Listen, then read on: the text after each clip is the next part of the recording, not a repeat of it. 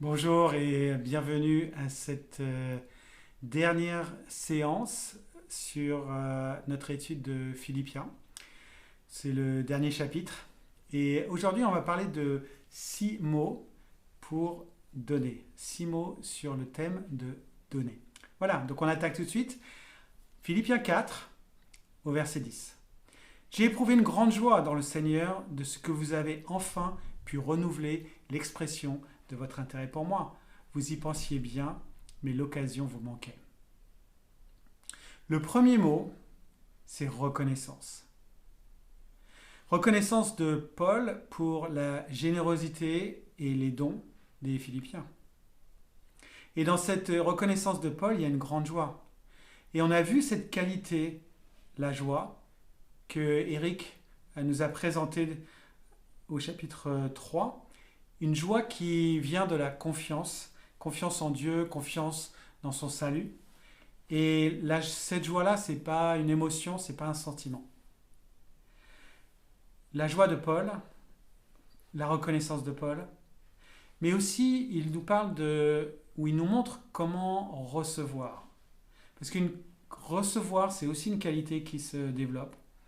Parfois, on se sent un peu mal à l'aise quand on reçoit de l'aide, voire quand on reçoit de l'argent. Peut-être c'est un peu d'orgueil, parce qu'on aime bien être indépendant, d'être autonome. Mais parfois, c'est aussi par culpabilité. Parce que on sait que dans d'autres circonstances, on aurait pu aider, mais qu'on ne l'a pas fait. Donc on se sent un peu coupable quand nous-mêmes sommes aidés. Mais ce qui est intéressant dans ce passage, c'est que à aucun moment, Paul dit merci les Philippiens. Il exprime sa joie pour les Philippiens, il exprime sa joie pour le cœur des Philippiens. Paul est d'ailleurs très ouvert avec sa situation, il dit qu'il était dans le besoin, qu'il était même dans la détresse, qu'il était content que les Philippiens puissent aider, mais il était surtout content pour eux. Vous avez bien fait, il leur dit. Et Paul n'a aucun problème pour demander de l'aide et même recevoir des dons. Mais il ne dit pas vraiment merci parce que parfois quand on dit merci, il y a un peu une arrière-pensée en disant merci, j'avais vraiment besoin et d'ailleurs si tu peux donner un peu plus, ce serait pas mal. Ou il n'utilise pas non plus la flatterie du genre vous êtes vraiment formidable, ce que vous avez fait c'est exceptionnel, etc. Une autre tentation quand on reçoit, c'est juste le silence. Quand on dit rien, c'est normal de donner, donc j'ai pas besoin de. Mais la principale satisfaction de Paul dans ce passage, c'est la spiritualité des Philippiens. Et quand on parle de reconnaissance, bien sûr, il y a toujours cette notion de remerciement. Je suis reconnaissant pour ce que tu as fait, donc c'est comme une forme de remerciement. Mais dans reconnaissance, il y a aussi reconnaître ce qu'on a. Et je voudrais parler du fait que je dois reconnaître que je suis privilégié dans plusieurs domaines. Je suis privilégié parce que déjà je suis né blanc dans un pays dont la majorité de la population est blanche. Je suis né un homme dans une société dans laquelle les femmes n'ont pas un rôle équivalent à celui des hommes. Je suis aussi privilégié parce que mes parents n'ont jamais divorcé, donc ça m'a aidé à construire un mariage, une famille. Je suis privilégié parce que mes parents, ma famille, ont été ont très bien géré leurs finances. Ils n'étaient pas spécialement riches, fonctionnaires venant de la campagne, mais ils ont très bien géré leurs finances et j'ai beaucoup appris de cette culture. Et le problème, c'est pas d'être privilégié, je pense, c'est de reconnaître qu'on est privilégié. Et je vois de plus en plus que je n'ai pas toujours été sensible à ces privilèges. Pourtant, Jésus était privilégié. Jésus était le Fils de Dieu. Il avait toute la puissance qui va avec. Et mon défi, c'est de voir ce que Jésus a fait de ce privilège. On a déjà vu ça en Philippiens chapitre 2, si vous vous souvenez, versets 5 à 8, que votre attitude soit identique à celle de Jésus-Christ. Lui, qui est de condition divine, il n'a pas regardé son égalité avec Dieu comme un butin à préserver, mais il s'est dépouillé lui-même en prenant une condition de serviteur, en devenant semblable aux êtres humains. Reconnu comme un simple homme, il s'est humilié lui-même en faisant preuve d'obéissance jusqu'à la mort, même la mort sur la croix.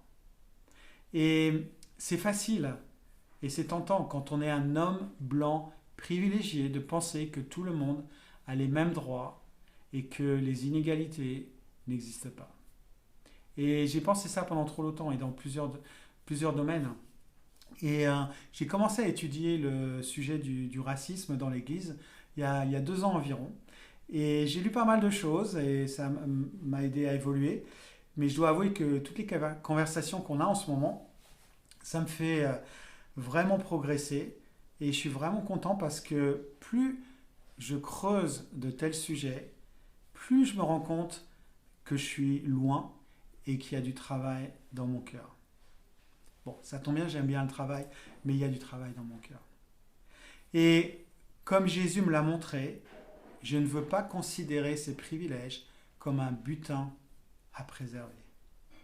Et je ne pense pas que que je suis vraiment raciste ou machiste, mais ce que je vois, c'est que j'ai quand même bénéficié d'un environnement, dans la société, même dans l'Église, dans lequel ma race et mon genre ont été des privilèges.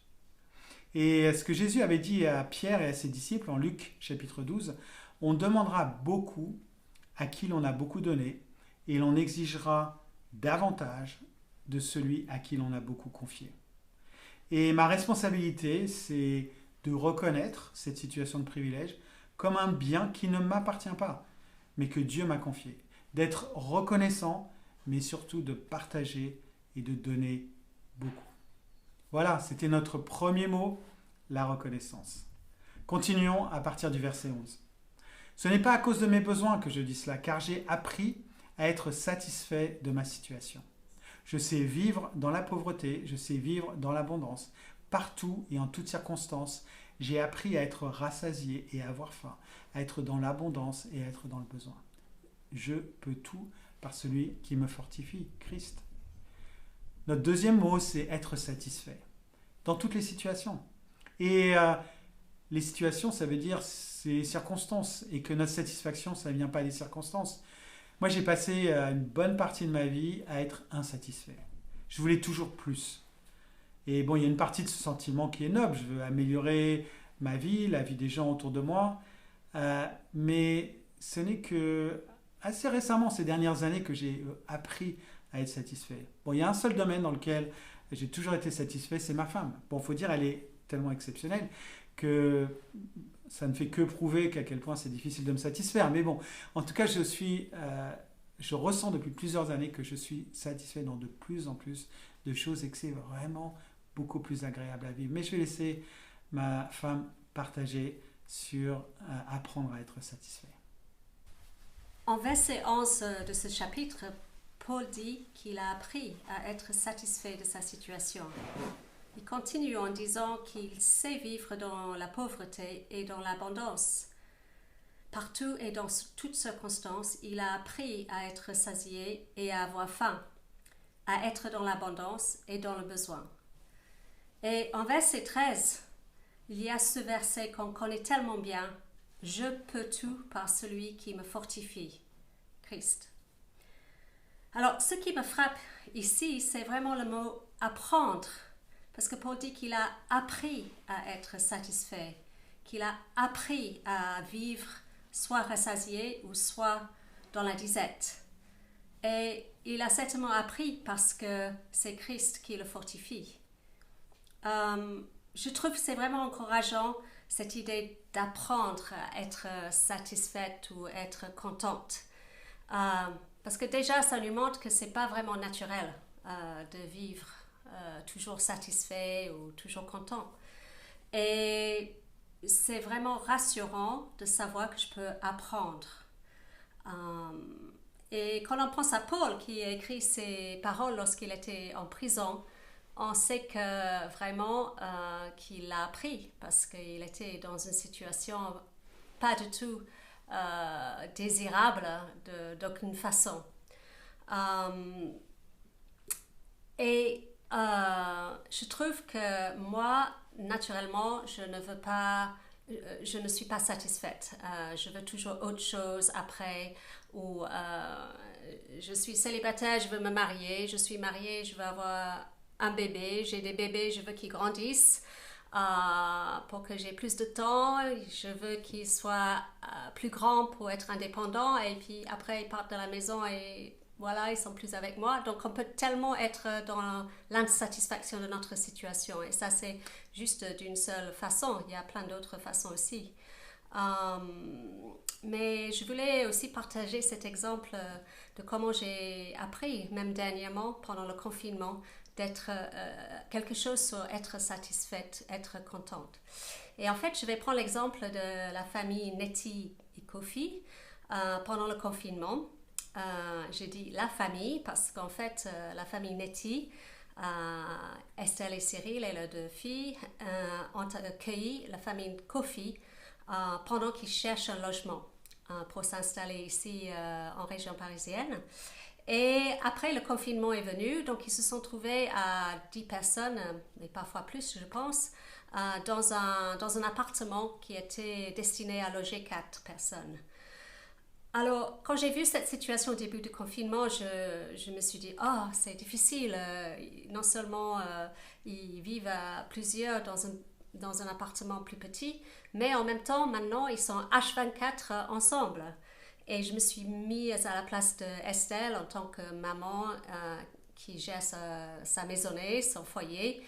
Et je m'inquiétais pour elle et je me suis dit que cette situation n'était pas idéale, etc. etc.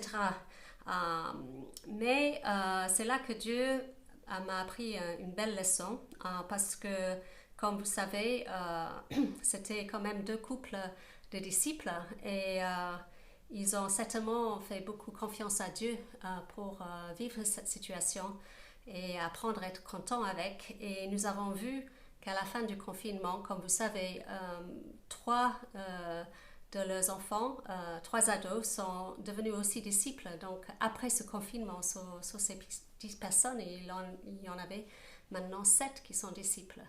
Donc quelle belle leçon, parce que parfois, on veut changer nos circonstances pour être dans une conformité à quelque chose du monde ou même pense toujours que c'est mieux. Mais Dieu nous montre que lorsqu'on cherche à être content avec lui, il nous bénit dans les circonstances dans lesquelles on se trouve. Et moi, ce que j'apprends vraiment de cette situation, c'est que l'importance, c'est de se tourner toujours vers Dieu pour trouver ce contentement, cette satisfaction là où je me trouve et de faire confiance à Dieu qui va prendre soin de nous de la meilleure façon possible. Et je ne sais pas de quelle façon vous êtes insatisfait de votre vie ou vos circonstances, mais Yannick va lire ce poème qui a été écrit en anglais à la base par un jeune homme à l'âge de 14 ans en fait, et qu'on a traduit. Il va le lire parce que c'est très touchant et montre que c'est tellement important d'apprendre à être content. C'était le printemps, mais c'était l'été que je voulais. Les jours chauds et les grands espaces. C'était l'été, mais c'était l'automne que je voulais. Les feuilles colorées et l'air frais et sec. C'était l'automne, mais c'était l'hiver que je voulais. La belle neige et la joie des fêtes. C'était l'hiver, mais c'était le printemps que je voulais. Les beaux jours et le réveil de la nature. J'étais enfant, mais c'était l'âge adulte que je voulais. La liberté, le respect. J'avais 20 ans, mais c'était 30 ans que je voulais, être mature, sophistiqué. J'étais dans la force de l'âge, mais c'était 20 ans que je voulais, la jeunesse et l'esprit libre. J'étais à la retraite, mais c'était la force de l'âge que je voulais, la présence d'esprit, sans limite. Ma vie était finie et je n'ai jamais eu ce que je voulais. Jason Lehman. Voilà, et ce poème et cet exemple dont Emma vient de parler nous montrent que la satisfaction, ça vient d'une relation avec Dieu, d'une relation avec Christ, et que c'est uniquement grâce à Dieu qu'on peut vraiment être satisfait en toutes circonstances. Voilà, c'était notre deuxième mot, être satisfait. Continuons, verset 14. Cependant, vous avez bien fait de prendre part à ma détresse. Vous le savez vous-même, Philippiens, au début de la prédication de l'Évangile, lorsque j'ai quitté la Macédoine, aucune église n'a pris part avec moi à un tel échange de contributions. Vous avez été les seuls à le faire. À Thessalonique déjà, et à plus d'une reprise, vous avez envoyé de quoi pourvoir à mes besoins. Et notre troisième mot, c'est partenariat. Partenariat, travail d'équipe, en fait, c'est le lien entre la prédication de l'Évangile et le soutien financier. Et le partenariat, il est mis en valeur par Paul ici.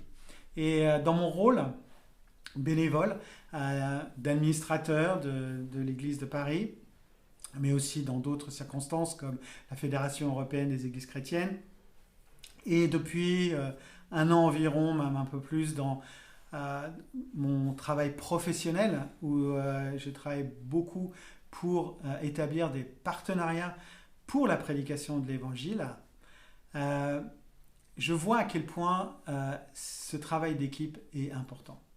Et l'équipe, c'est d'un côté le ministère de la prédication et de l'autre le soutien financier. Et bien sûr, chaque chrétien fait sa part dans la prédication et chaque prédicateur fait sa part dans le soutien financier. Mais parler de besoins, surtout financiers, c'est pas toujours facile dans l'Église. Et je pense que Dieu m'a mis dans cette position pour le faire, et donc je veux faire au mieux dans ce que je ressens comme étant un appel de Dieu de parler plus des finances. Et comme vous le savez, les collectes sont importantes pour la prédication de l'Évangile. Et ici, Paul, il met en avant les Philippiens pour leur implication, parce que c'est un échange de contributions et les Philippiens sont impliqués. D'un côté, les uns participent au soutien financier et du coup, les autres sont plus disponibles pour la prédication. Parce qu'on a tous besoin de nourriture spirituelle, mais on a aussi tous besoin d'un peu de nourriture terrestre de temps en temps. Voilà, donc ça c'était notre troisième mot, partenariat. Continuons au verset 17. Ce n'est pas que je recherche les dons, mais je désire qu'un fruit abondant soit porté sur votre compte. Et donc notre quatrième mot, c'est porter du fruit. Paul ne recherche pas les dons. Paul, il recherche le fruit porté sur le compte des Philippiens. Et les dons que nous faisons portent du fruit. Nos dons sont vus par Dieu et les bénéfices sont mis sur notre compte pour des richesses éternelles. Et ce qui me frappe quand je distribue, comme je fais chaque année, les attestations des dons financiers pour l'année précédente, je suis frappé de voir à quel point ceux qui donnent beaucoup financièrement sont aussi ceux qui donnent beaucoup dans le service de l'Église. Et c'est vraiment intéressant de voir ça, et chaque année, ça me frappe. Donc voilà. Donc, c'était notre quatrième mot, porter du fruit. Continuons en verset 18. J'ai tout reçu, et je suis dans l'abondance. J'ai été comblé en recevant d'Épaphrodite ce que vous m'avez envoyé comme un parfum de bonne odeur, un sacrifice que Dieu accepte et qui lui est agréable. Donc notre cinquième mot, c'est culte. Et oui, les sacrifices sont un culte adressé à Dieu. Notre temps, notre argent sont comme les prières. Ce sont des parfums de bonne odeur qui sont adressés à Dieu.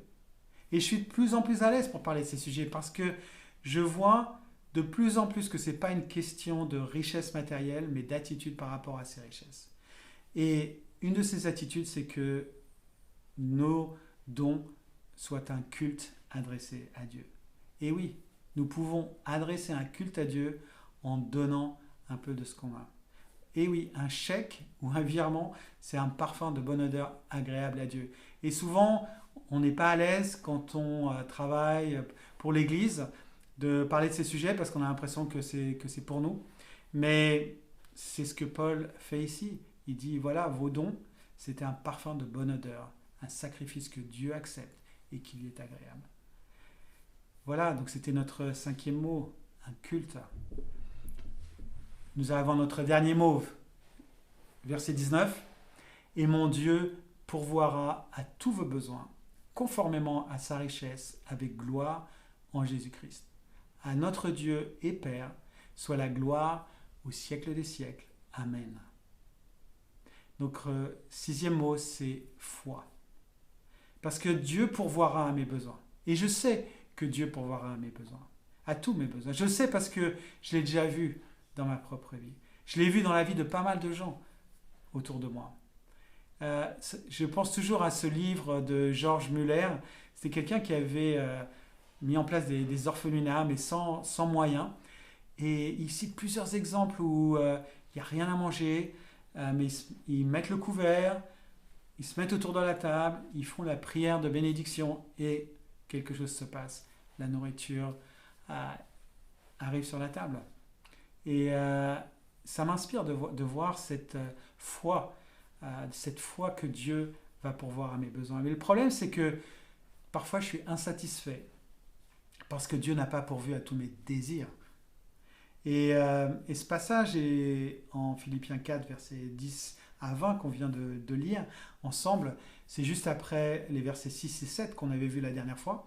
Ne vous inquiétez de rien, mais en toute chose, faites connaître vos besoins à Dieu par des prières et des supplications, dans une attitude de reconnaissance. Et la paix de Dieu, qui dépasse tout ce qu'on peut comprendre, gardera votre cœur et vos pensées à Jésus-Christ. Et cette promesse, elle s'applique à tous les domaines, y compris l'argent. Voilà, donc ça c'était notre dernier mot, foi. Et c'est un bon mot pour terminer. Voilà, donc on arrive à la fin de notre étude sur Philippiens. C'était notre dernier mot, la foi. Et on veut juste conclure en lisant ces derniers versets parce que cette épître de Paul aux Philippiens regorge d'enseignements et je vois que j'ai encore beaucoup appris pendant cette étude qu'on a faite ensemble. Voilà, donc pour terminer, Philippiens 4, versets 21-23, saluez chacun des saints en Jésus-Christ. Les frères qui sont avec moi vous saluent tous les saints, vous saluent en particulier ceux de l'entourage de l'empereur. Que la grâce du Seigneur Jésus-Christ soit avec vous tous. Amen.